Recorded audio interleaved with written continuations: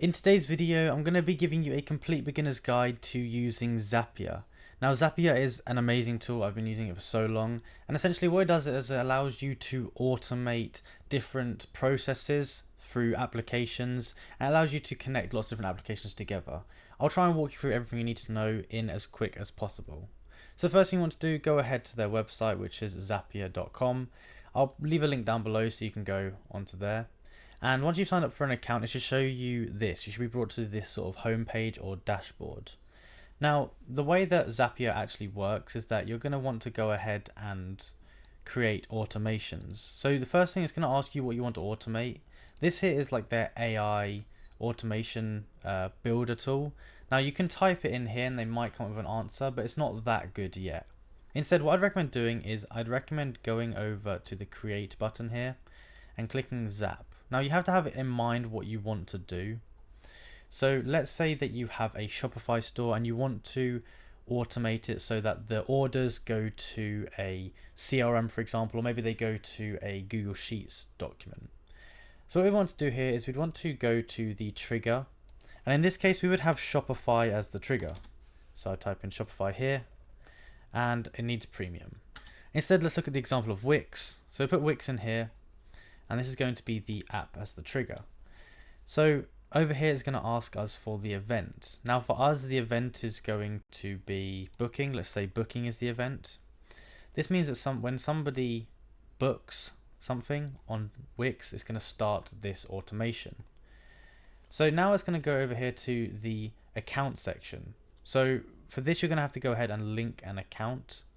To do this, there'll be a button here. I'm going to press this button here that says change, and I'm going to press connect a new account. And it's going to open up the linking tool for Wix. You basically have to sign in, and depending on what software you're using, you'll have to sign into that software. Usually it will just ask you to agree and add, and it'll be pretty simple like this. I don't have an account apparently, but it should work for you. Now once we set up the trigger, it's usually going to ask us to set up an action, but before we do that, we can actually add a step. So there's a few different cool steps we can add here. We can add some filtering. So filters basically allow you to filter it out. So for example here, we can only continue if. So this will only continue if the booking has some kind of data about it. So maybe it's got a value or it's got a time. So you can say if the booking contains text or time or greater than this and that than this, then it will carry on. And you can add ors and more ands and stuff like that. And it basically allows you to filter out any things that aren't what you want. They've also got things like paths. So a path is actually like a conditional split. So we can edit this as well. So if you'll say something like if it's bigger than £10, then go this way. If it's smaller than £10, go this way. There's a lot of different conditions that you can add in here. And we can also down here add a delay. So we can delay it for a set amount of time. So if we want to delay it for like an hour, we can go ahead and do that. And basically what that means is it's going to delay before it goes to the next step. So here I'm going to add the step, and this is going to be the action step. So let's say we want to go ahead and configure this with Google Sheets. We would add Google Sheets here, and it's going to ask us for an event. So what do we want to happen? What action do we want to happen? So we can create a spreadsheet, we can create a worksheet, we can update a row. Now I believe in this case we'd want to, there might be a create a row entry possibly. If not, it will be something like, so we've got create a column or create a row. Let's just do that one. So it's going to create a row. We'd connect our account up here, and then it's going to ask us for the action. So it's going to ask us for the drive first of all. It's going to ask us for our spreadsheet, and it's going to ask for the worksheet in here as well. So basically what that's going to do is it's going to go ahead and create a spreadsheet row on this spreadsheet when we get a booking on Wix. It's pretty simple to do like that. Now you can really set this up for pretty much anything. You can just change out the apps. They have more than 5,000 connections, so there's so many different triggers and actions and apps that you can actually connect up to this. Once you're ready to go, you just turn it on up here, publish it, and it should automatically work. It's super useful. And there's so many use cases for this. Now we can go here to linked assets. This is basically all of the different connections we have. You can just press create and link more. We have details, notes, change history, so changes to this Zap. This is useful in case you want to revert it back to an old edition. You've got the times the Zap has run, so that's useful. The status, so if there's any errors. You've got some advanced settings, you've got some versions, and you've got a help guide there. So I'm just going to discard this and I'm going to go back to the home page and show you some more stuff. So here we have our Zaps. And basically these are all of the different Zaps that we have in here, the ones that are turned on, the ones that are turned off. You see those. Then we also have tables here. So any second now this should load. So Zapier Tables is a no-code database that allows you to store, edit, share and automate data in one place. So we can basically just create one here, or we can use a template.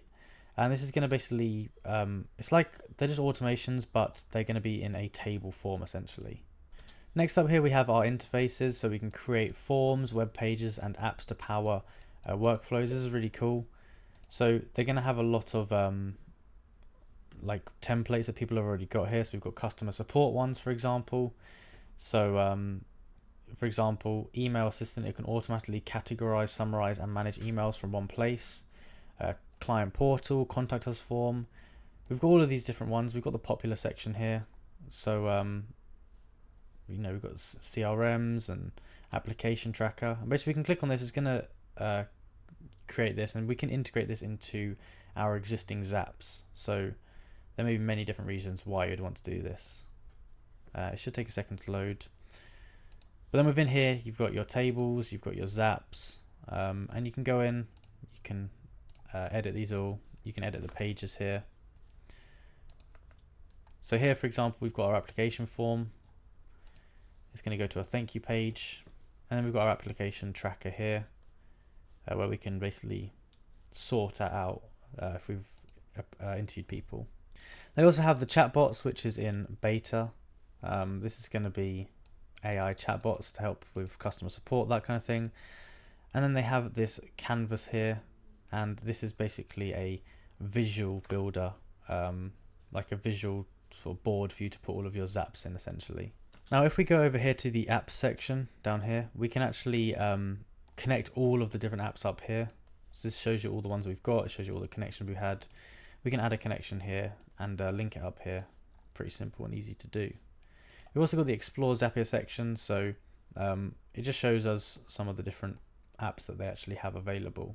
Now something else you might want to do as well, you can go to your settings here. We've got all of our settings, advanced settings here. We've got our data management, billage and usage, and we've got our members here. So if we want to, we can add some teams. We do have to pay for that. They have some plans here that you can go ahead and pick for your needs. That's basically how you use Zapier. If you enjoyed the video and found it useful, be sure to like and subscribe. Also comment down below that helped you out. And if you have any other videos you'd like us to make, let us know down below and we'll go ahead and do that. So thank you for watching, and I'll see you in the next one.